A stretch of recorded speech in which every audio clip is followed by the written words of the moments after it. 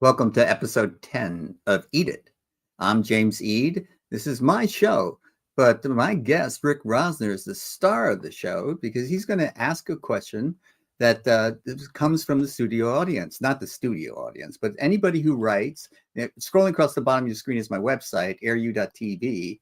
But if you write to us, hopefully I can show this, yes, at info@airu.tv, you will be able to ask a question and Rick may ask it online, and we will struggle to come up with an answer. So I do have a question, and it's from Danielle Muhlenbach from Port St. Lucie, Florida.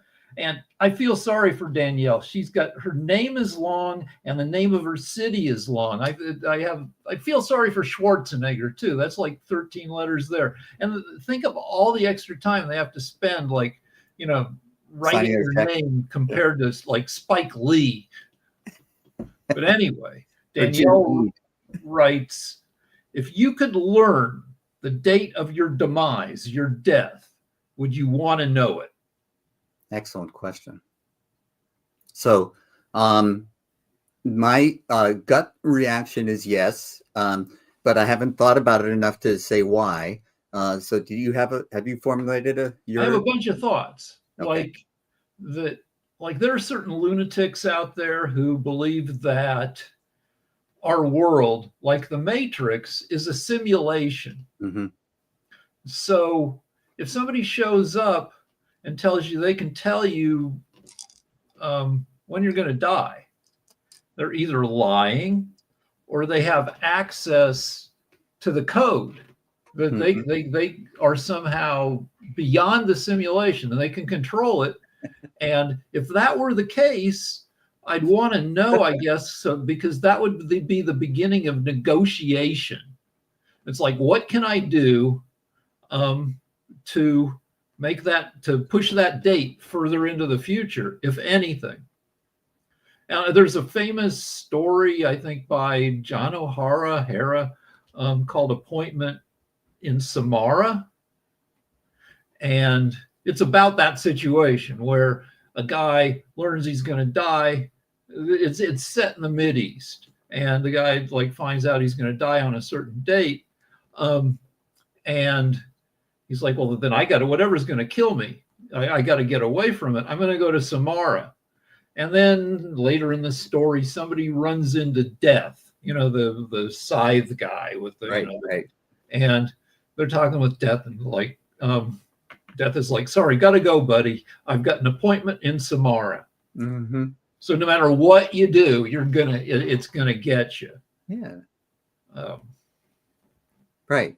Now, knowing the time of your death, I think implicit in your response was that you would want to postpone it.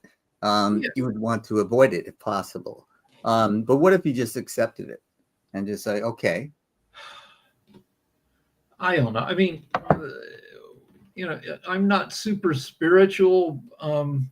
So I think once you're dead, which means all your longing and all your, suffering or pleasure, it all gets erased, which is annoying to me. I hate that. But it does mean that, that if it happens, it's not like you're going to be like pissed off for eternity, because the you who would be pissed off has been obliterated. Okay, but even taking that, what if, our experience of a moment is fleeting, but whatever moment it is eternal? What if it lasts for eternity? Yeah, okay, so if you look, I think there's a set of all possible moments, of all possible worlds. I mean, that's like a mathematical set.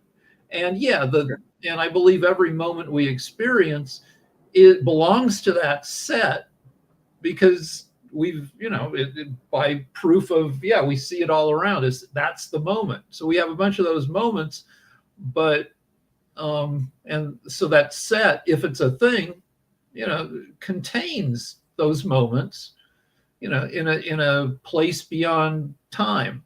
But that doesn't make it any better if you're dead. Okay. So we're going to rule out reincarnation. Well, I mean, I think we're on the verge of technological reincarnation. there's a thing called Pascal's wager.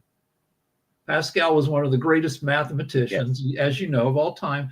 And he said, Pascal's wager is, on your deathbed, embrace Christianity, because it's not likely to be true, but there's a chance that it's true, and you and give yourself the chance to have everlasting life. It doesn't cost you anything, and just grab at it. So I mean, I think his thinking is sound, but over the past few hundred years, science and technology have been taking over a lot of the functions that we used to turn to God for. Something shitty happens to you, well, there will be justice in the next life. And, we've built a justice system, so, we have some recourse if something shitty happens. And within the next century, for sure, we will be able to, download brains, upload them, whatever, and continue something like our consciousness in maybe another vessel, or maybe, we'll be able to replace our organs and parts of our brain with new stuff we've grown. So we'll be able to live longer, and at some point, kind of indefinitely. Right. And what about the lessons that you're being taught in this lifetime? And you learn these lessons as you grow. And if you're existing for an indefinite period of time, would you achieve something like enlightenment, or would you continue to? Yeah, I mean, like I know I'm 65, and I know a ton more stuff than I did when I was 35. There are a bunch of movies where reincarnation is part of the plot. Somebody dies, they go to heaven, and then there's an assembly line of babies, and like people like a man and woman who should have been, they were the loves of each other's lives, and they were stymied, and they pass away without ever really getting together because of circumstances. And then you see up in heaven, a couple babies are getting their souls, supplied. And we see it's the man and woman, and that they'll have another chance. And those movies I find frustrating. Heaven Can Wait is another one of those movies. Right. It's really old at this point, but a guy keeps getting put into a new body to try to rectify some of the bad stuff that happened to him. Kind of like Groundhog Day. Yeah. But anyway, those movies frustrate me because babies don't know shit. So exactly what is getting transferred into those babies? What is the soul? Is it some kind of attitude? Some kind of general, vibe? I don't know. But I would rather have my entire being transferred and not have to worry about what little might make it through as part of my soul. And so when you're talking about your entire being, you mean your consciousness as it exists now? Yeah. And by the way, our consciousness dates and all the our consciousness is not great in terms of preserving ourselves from day to day, year to year. We forget a lot of stuff, we change, and we're okay with it because this is the system we've lived in all our lives. That's all we know. But our brain and biology are making all sorts of decisions about what we remember, how we behave. I mean, the most glaring example of our biology messing with us, making us make maybe not the best decisions is our libido, is decisions about sex.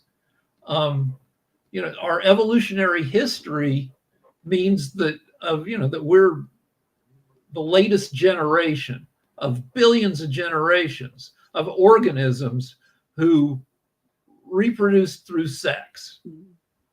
And so we have a bias towards wanting to do that, even if it's not in our best interest.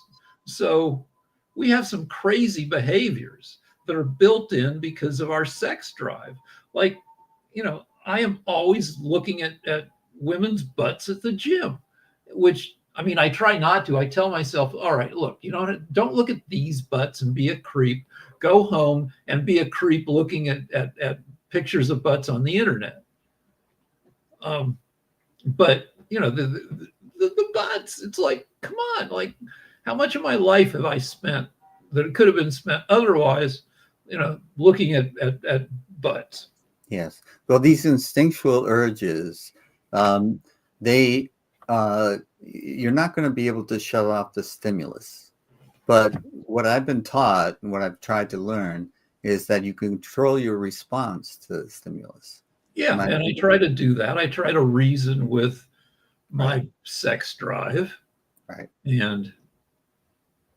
But still, I'm kind of married to it, where my sex drive means that I still have some testosterone left, which I like.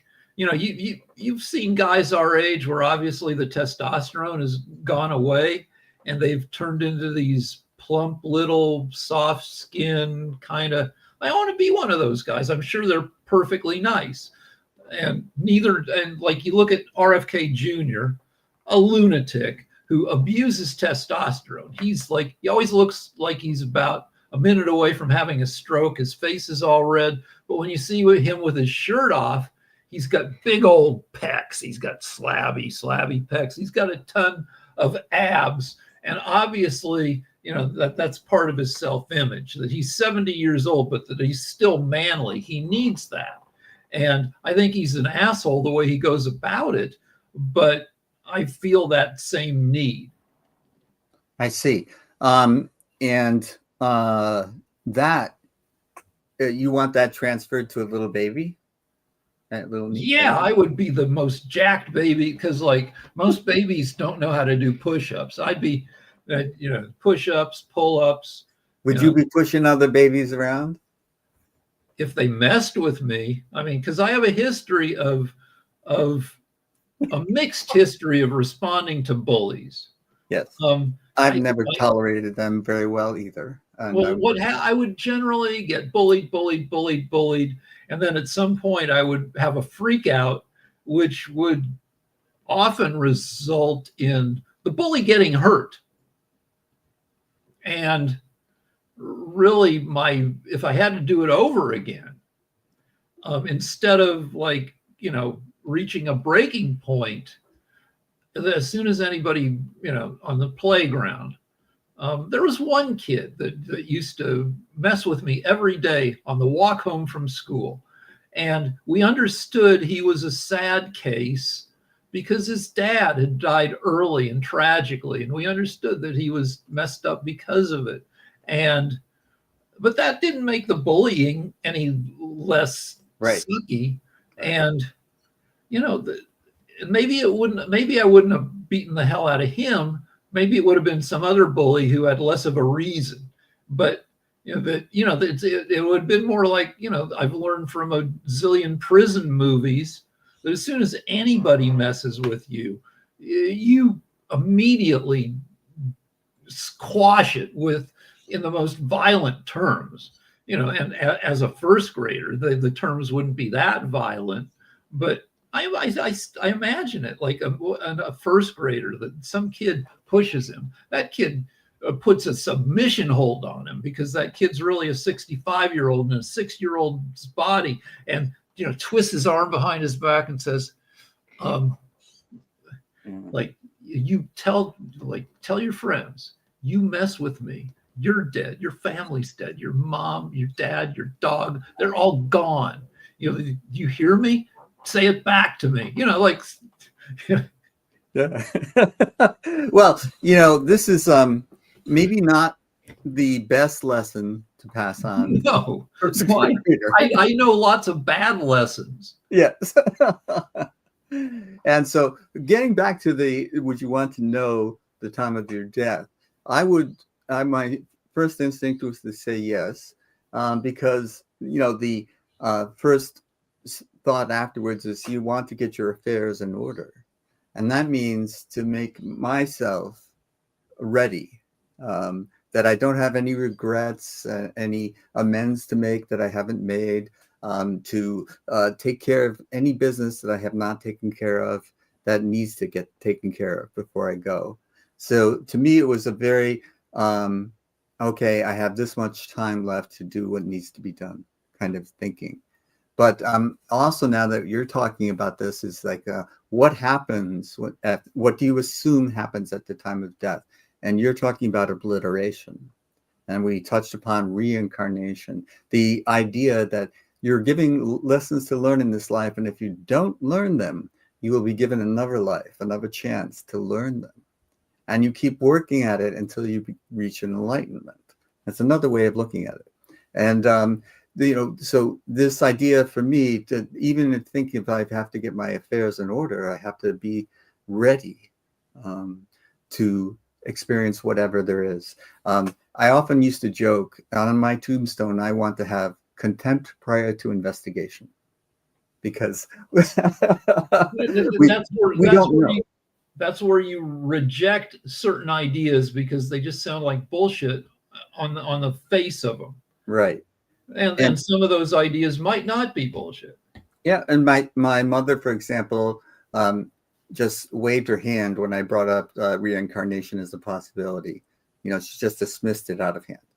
And so I'm not a huge believer in a God who reincarnates us, but there's a possibility that given when we live right now, that we could be brought back technologically, even if we didn't make plans for it. The Mormons believe that you get into heaven if you're part of a genealogical record.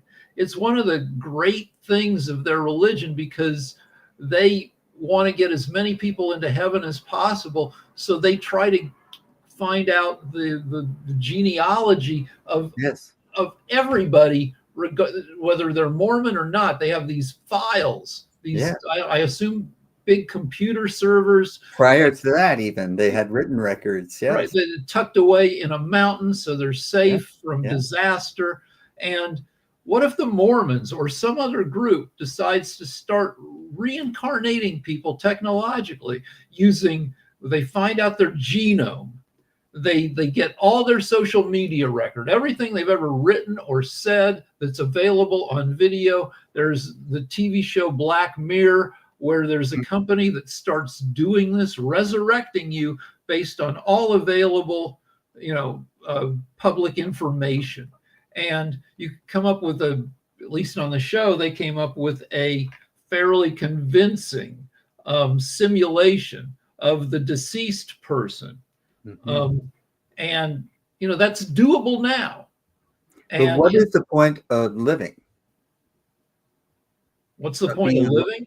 Yes, so being alive. You want to postpone it, death in perpetuity. So we have a goofy dog who's just turned 15 years old. Oh. And she's kind of an idiot, but she's sweet. Yeah. And she usually she's pretty peppy, but she walks kind of like a peppy old thing. Yeah, yeah. And I look at the dog and I'm like, what's the point of you? And I ask that same question. The point of you is the dog enjoys being alive every day. And we enjoy having the dog being alive. And that's the point of the dog. And with dogs, if it ever gets to the point where the dog is miserable, then you have to decide being alive, right? Right. So then you decide, is my need to have the dog alive, is that more important than the dog suffering? Right. And like we had a dog where I pushed it way too long. And the dog's last, weeks, months were not the best. Right. But I didn't want to let go of the dog. I understand. Yeah, I faced that decision a couple of times, and I've gotten to the point where the dog's suffering is more important than my need for the dog. Yeah. But the idea is what I'm hearing you say is the point of living is to be happy. That dog made you happy. Well, I mean, there's existentialism, which was big, I don't know, when we were younger, from Jean-Paul Sartre and that whole deal. And the principle of existentialism is that there are no underlying principles embedded in the universe, no values, and you have to make your own values. And I think a place to start, I don't believe that there are no values embedded in the universe. I believe that there are values that orderly structures survive. And I'm not talking order in a fascist sense. I'm talking about you want to build systems and be part of systems where you can safely go out on the street and do the systems that let everybody do what they want to do as long as it doesn't harm other people and become their most fulfilled selves. And so you can start with the golden rule, do unto others as you would have them do unto you. And that's like a pretty good ordering principle. There does seem to be an ordering principle of a life force. Otherwise, life wouldn't exist at all. Yeah. But all these, the forces that bring things together unites them so that they gain consciousness in some cases. That whole thing, I don't see that as a matter of chance. The matter of there's just enough particles in the universe that this is going to happen anyways. Well, there must be some force in favor of organizing, because there's so many forces in wanting to destroy, to obliterate, and so there has to be something that is binding, unifying. And so I graduated to existentialism from nihilism. So, it's a work in progress. I'm still so nihilism, the idea that nothing frickin' matters, is kind of a naive view of a cold, random universe, right? Mm-hmm. The universe doesn't give a shit about you. Everything is random. Well, it's not random. Orderly structures survive. Life emerges and gives itself defenses against disorder. We have brains, so we can deal with, we can dodge danger. We can move towards the things that help us. But evolution doesn't want anything. Evolution is not a thing with goals. It's a process that does involve a lot of randomness that order emerges out of. Of course, yes. Well said. But evolution's a bastard because it doesn't want anything. Evolution doesn't care about wasting our consciousnesses. Evolution doesn't want anything, but the mechanism of how species survive under evolution is that we reproduce and live long enough to raise the next generation. And beyond that, anything that doesn't help that isn't necessarily preserved in the evolutionary process. Well, so that's what I always thought when I would ask someone, what's your purpose to have children, and what's their purpose to have children? To what end? Well, there is no end, because evolution is not a being with drives. Evolution is a process. Nobody's in charge of it. Right. It doesn't want anything. It's just the way things work. But it's super wasteful, because everybody builds this rich inner world over 70, 80, 100 years, and then you die. You're done with octopuses. It's even worse.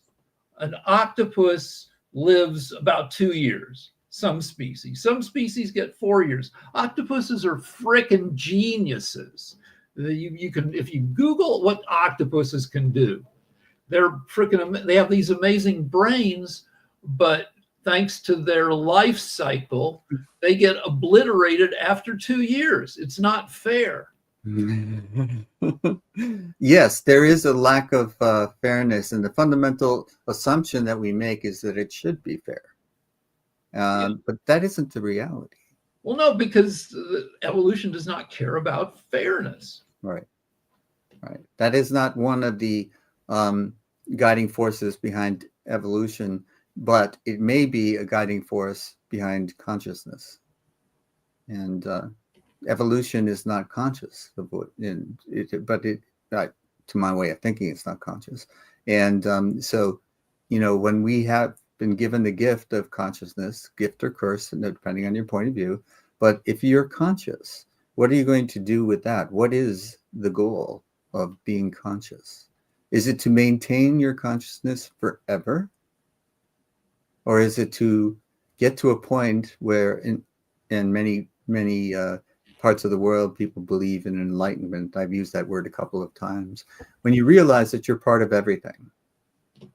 And even though that your human body may dissolve and you may not be on this earth in the same sense, it's the same thing as when I say, I'm never truly alone, even if I'm by myself.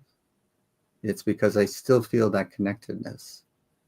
And once you feel that connectedness, and it's a gift that you can give yourself every day, and that I'm not truly alone. And even if I'm by myself. And this kind of feeling seems to me, and whether evolution meant it or not, it resulted in consciousness, and my consciousness has resulted in the idea of becoming enlightened. Well, actually, I'm not even that ambitious. I just want self-mastery. I no longer want to be controlled by my libido, for example. Okay. I want the impulse will happen, but I don't have to behave in some way based on the impulse. I don't want to be compelled. That's admirable.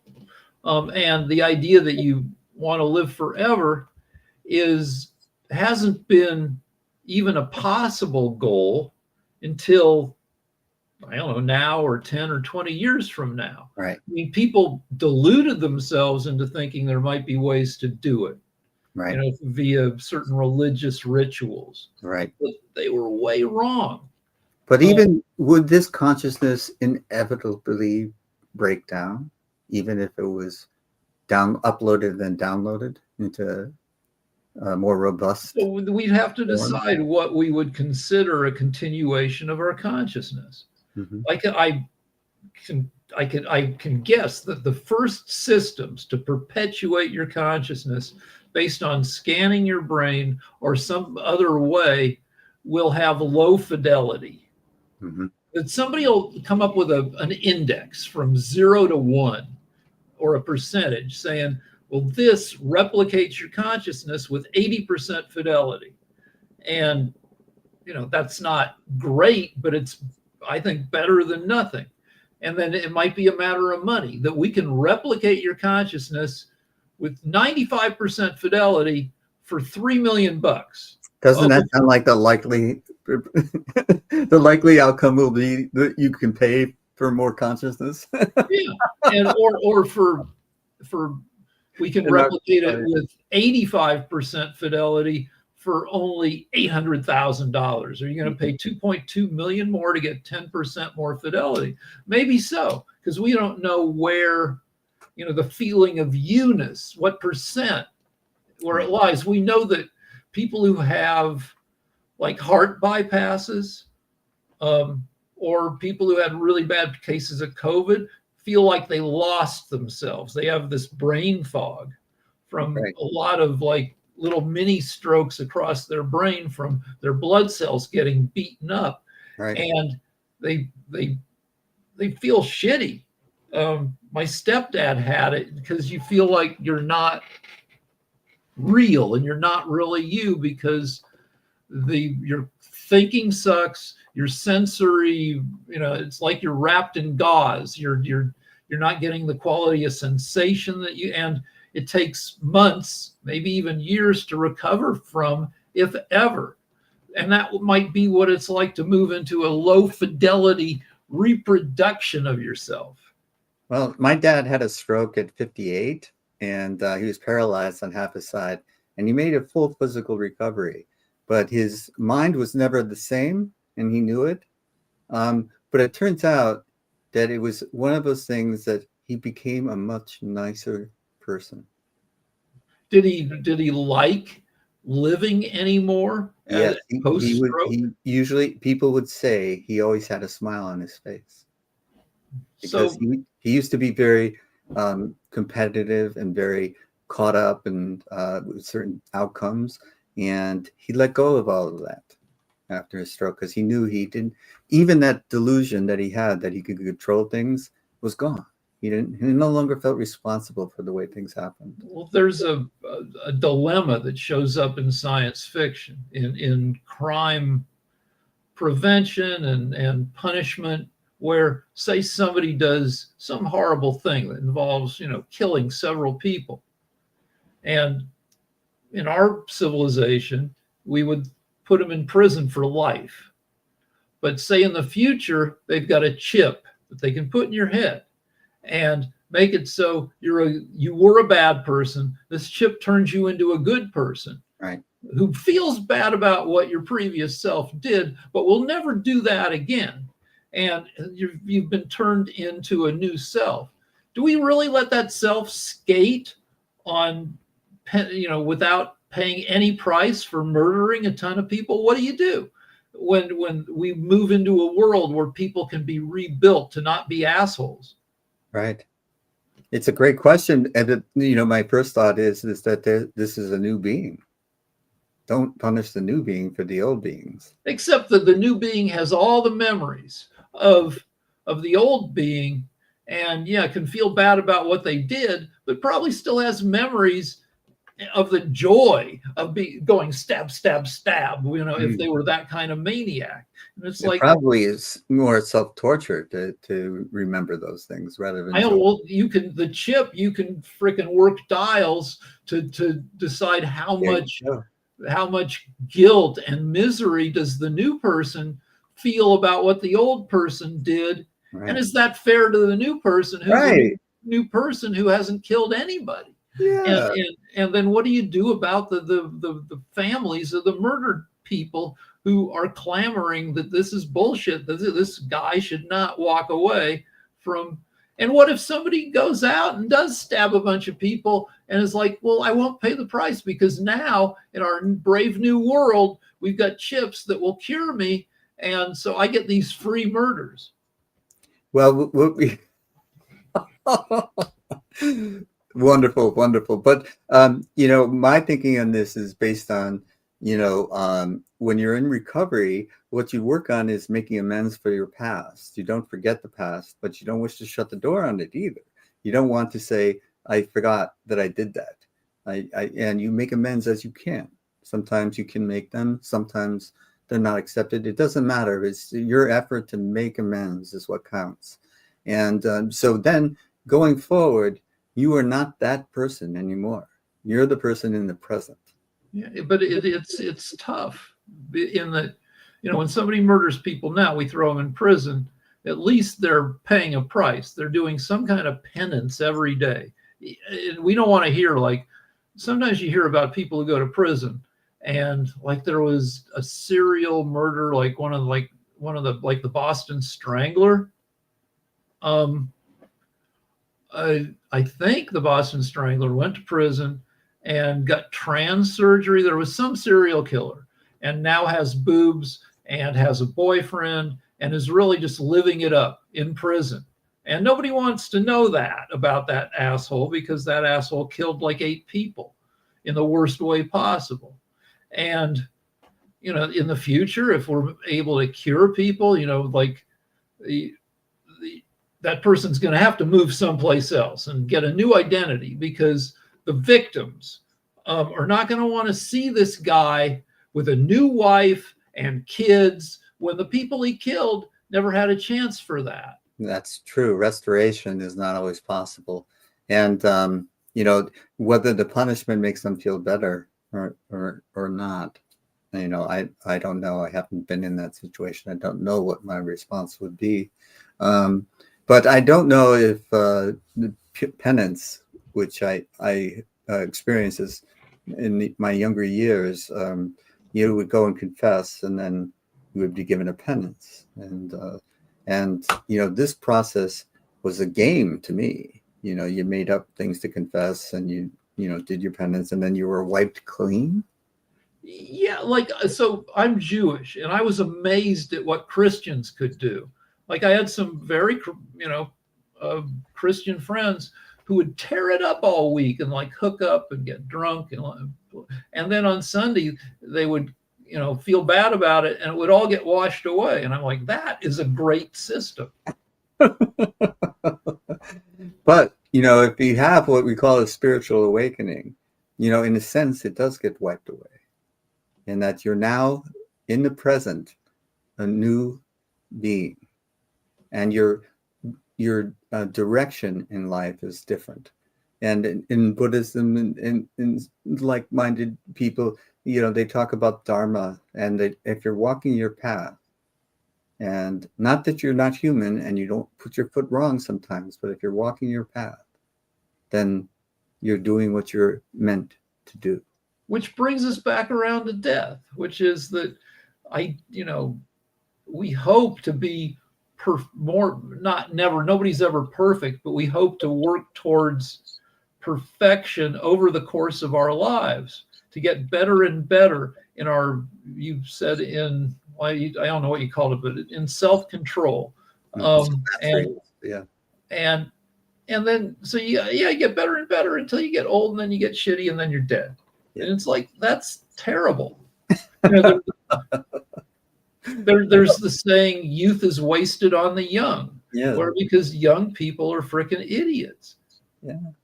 Well, I would certainly say that I can remember my favorite baseball player was Mickey Mantle, and he said that if he knew he was going to get this old, he would have taken better care of himself. He took terrible care of himself.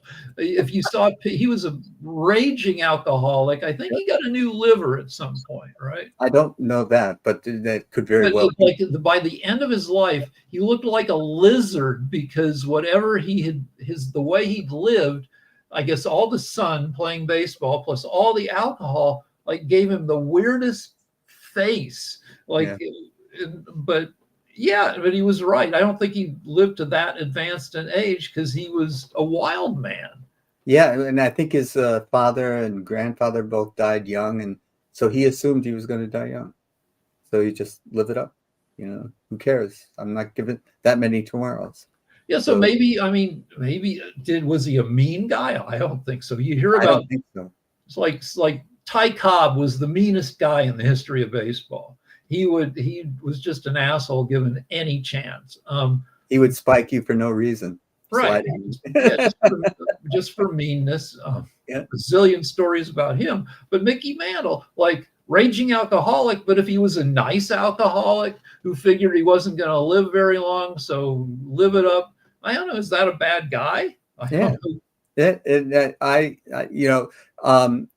The whole question is like, if you're given the time of death, would you be like Mickey Mantle and say, "Oh, I'm dying anyway, so I'm going to live it up"? That's another obvious alternative. You can do that. Yeah.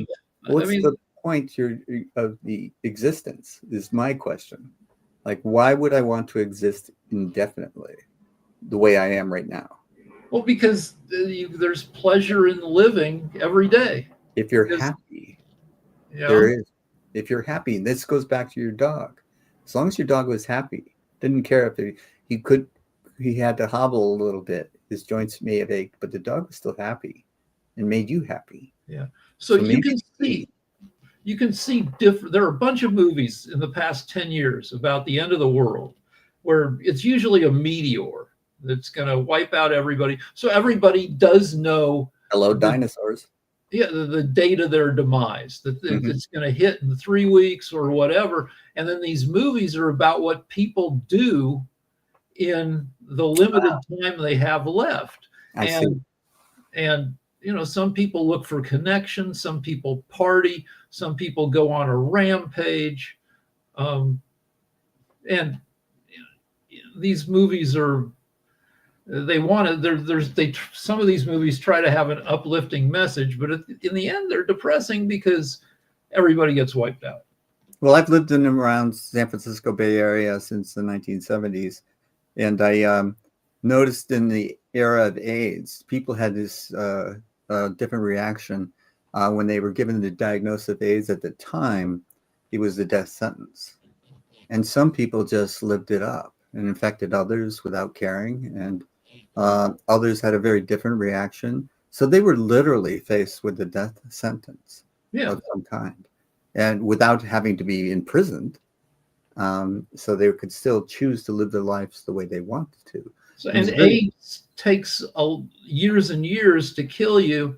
And the first few years, if you were young and beautiful, you're still young and beautiful. Yes. Yeah. And the end game is very hard to watch, but you're absolutely right.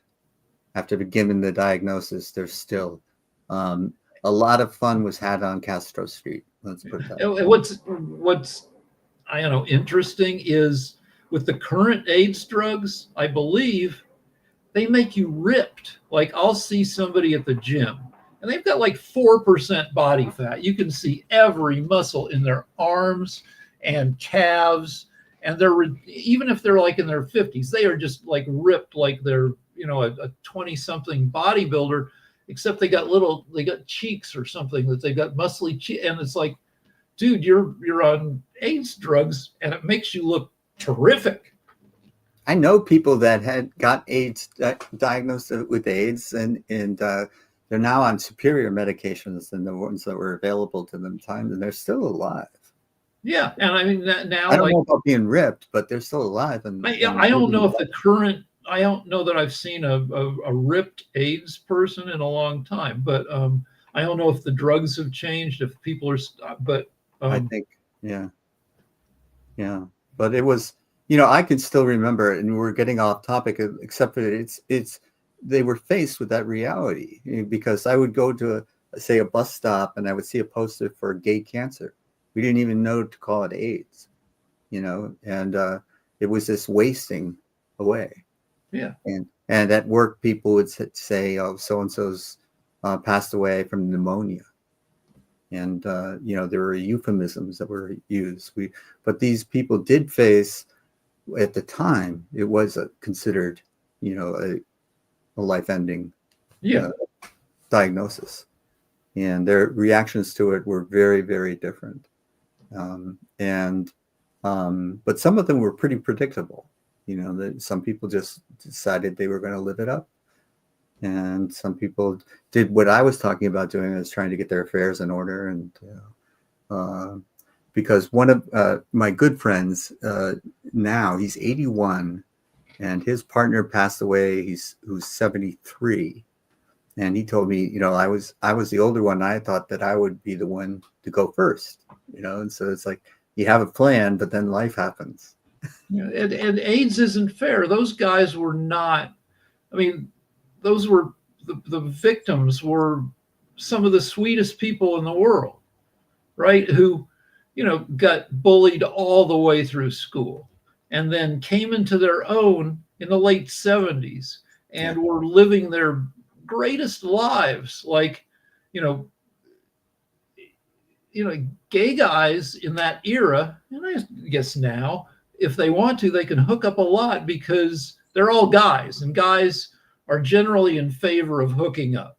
Mm-hmm. If we, as straight guys, could hook up with, if women were like that and were like in favor of hooking up, we would hook up, you know, all the time too. And well, I was talking with a friend of mine who's very good looking. He said to me at one point, she said, I probably shouldn't say this, but when I was in my 20s, I could have had any guy that I wanted. And I said, well, when I was in the 20s, any woman could have had me if they wanted. Yeah.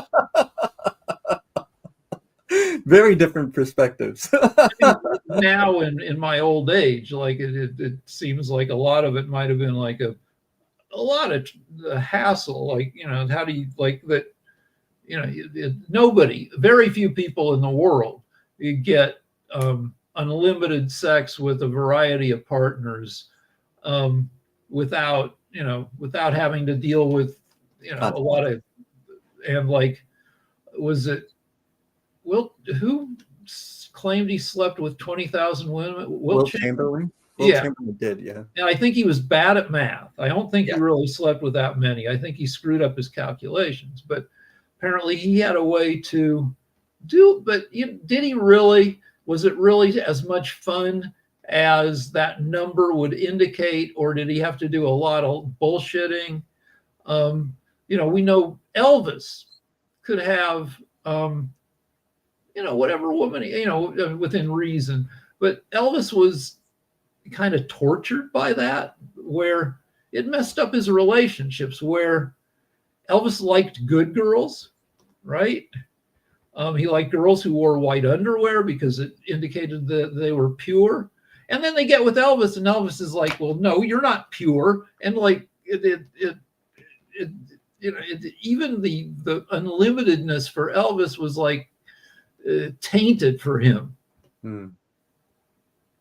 And also, when you're a matinee idol, as Elvis was, do you think that people really want to be with you because you're you, or they just want to be with you because of your name and your reputation? Yeah, no, it's like, it's and getting with somebody who doesn't know you, and they ask you all the same questions. Yeah, so it's very superficial at one level, and people tend to need something more. Yeah, and so that's a different dilemma than realizing that you have a limited amount of time in life, and whether we can extend it or not. I still think that your consciousness would break down, however much you extended it by giving it a new,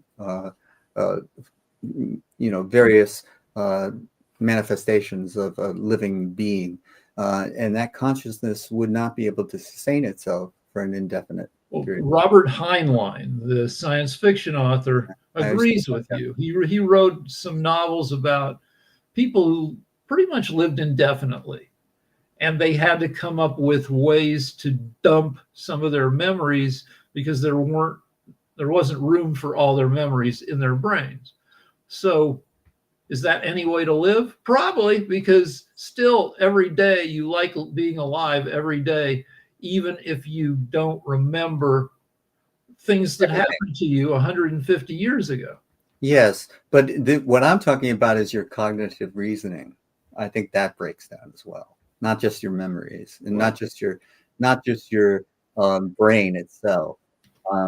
Because theoretically you can transfer what's in your brain to a more lasting manifestation of but I think engineers of the future who I call them sengineers in my stupid novel, which is you just put a C for consciousness in front of engineers, and you get those people will deal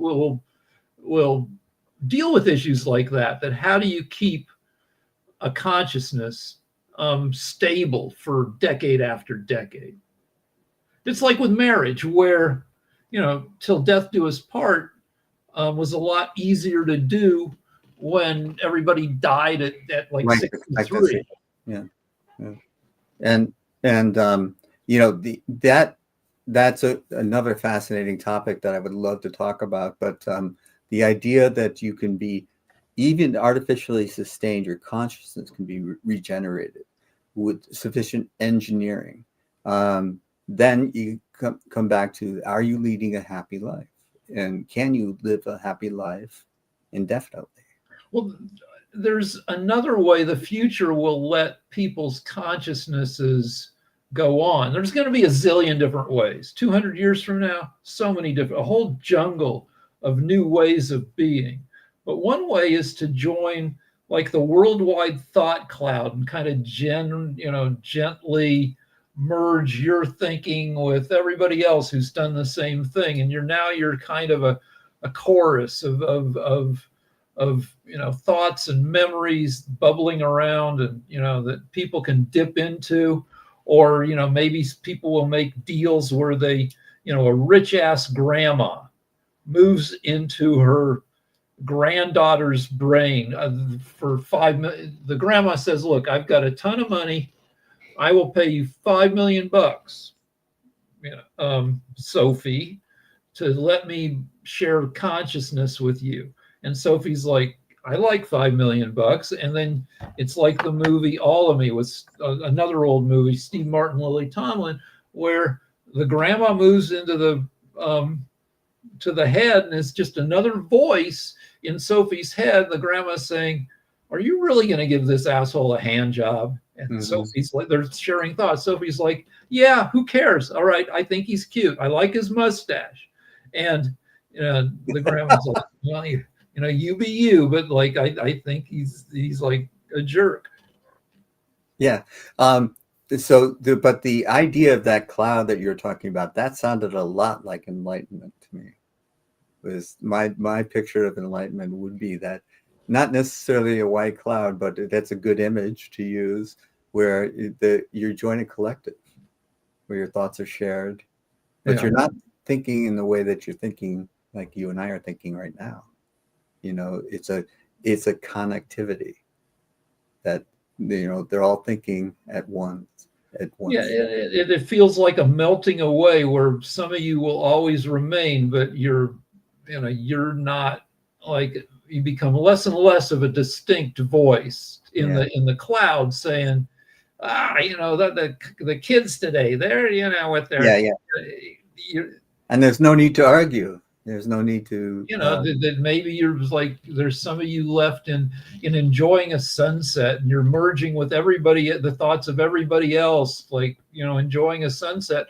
And, there are like, 50 billion cameras throughout the world, and all the sunset enjoyers are always like plugging into the feeds, like, so that it's all sunsets all the time. Rainbows and unicorns. Yeah. Or like, like the people who are into like hookups, or like, there are 11 billion like bedroom cams, and they're always searching for some randos hooking in. So there are multiple white clouds out there. Well, yeah, and and say like you need to dip into, it's like to me, it reminds me of one of those old school lava lamps with consciousness is like bubbling up and bubbling away. And like, let's say, I don't know, you need to build a super spy to get into, to steal the plans for, I don't know, a fusion reactor. And so you dip into all the like the stored consciousnesses of all the spies, and you're like, you take a scoop of that and you dump it into your and you build a synthetic dude, or you add to the thinking of an organic dude, like all the spycraft of the past 300 years. Well, Rick, once again, an hour has flown by. So I'm going to say goodbye to you and thank you for your participation, and thank our viewer for the question. And we did touch on it and come back, circle around to it. And but it was a very enjoyable hour that we were able to spend together. Yeah, it was fun. Okay, so I'm going to pick you off. I don't know what's going on with your shirt, but there's a lot going on there. Yeah, swans mostly. Yeah. Okay. Yeah, I think. Well, I'm trying to point and look at it. Yeah. So, I see. Okay. Okay. Yeah, okay. I'll see you soon, I hope. All right. See you next week. All right. That was Rick Rosner, Emmy-nominated writer for Jimmy Kimmel. Has Jimmy Kimmel been in the news lately? I'm not sure. But I wanted to say that one of the reasons I do the show is to tell people that they're not alone. And if you've suffered from addiction of any kind, there's a hope for you. Give hope to the hopeless, empower the powerless. And I've written this book, Freedom, and Freedom is my story, and it's helping you to find your path to recovery. Because what works for me may not work for you, and what works for you may not work for me. And also, no blame, no shame. So if you're blaming other people for the choices you've made, that's not a recipe for contentment, for happiness. And shame is the lowest vibration. I don't recommend anyone operating out of shame. It doesn't serve any purpose. So be yourself. Find what your path is and walk it.